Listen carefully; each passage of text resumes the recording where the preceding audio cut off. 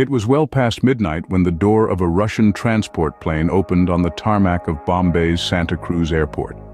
In the darkness, a wiry, blonde and bespectacled man with a goatee and sunken cheeks climbed down the stairs to meet a group of men in an airport's Authority of India jeep that had driven up to the AN-26 aircraft after it was instructed to land.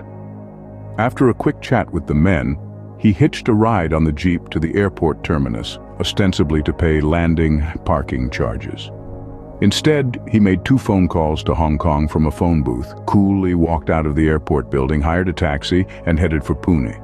Since that night, on December 22, 1995, the man who would attain notoriety as Kim Davey, aka Niels Christian Nielsen, the so-called mastermind of the sensational Purulia arms drop, could not be traced for nearly 10 years, until he surfaced in his native Copenhagen, Denmark. Successive Indian governments did not put sufficient pressure on the Danes.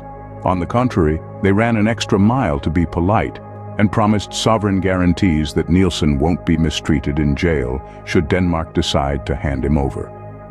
Sometimes coercive diplomacy does work. A firm and determined approach, temporary snapping of diplomatic ties, for instance, would have had the right impact and produced the right results.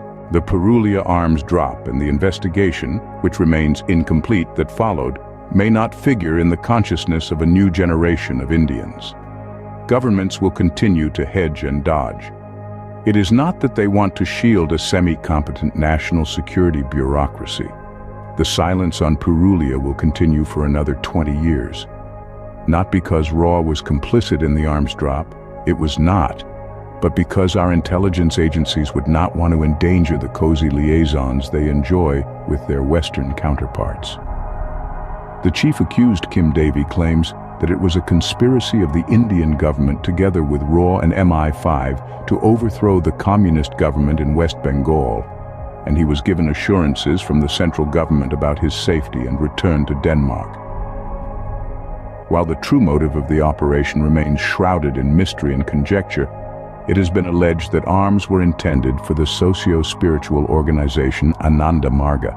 This has been disputed by the prime accused in the case, Kim Davey, who claims the central government itself was behind the arms drop to counter the CPIM cadres. An Indian court in 1997 determined that the Ananda Marga group was indeed the intended recipient of the guns and ammunition. However, despite the passage of years, many details of the incident are wrapped in mystery, and there has been considerable speculation.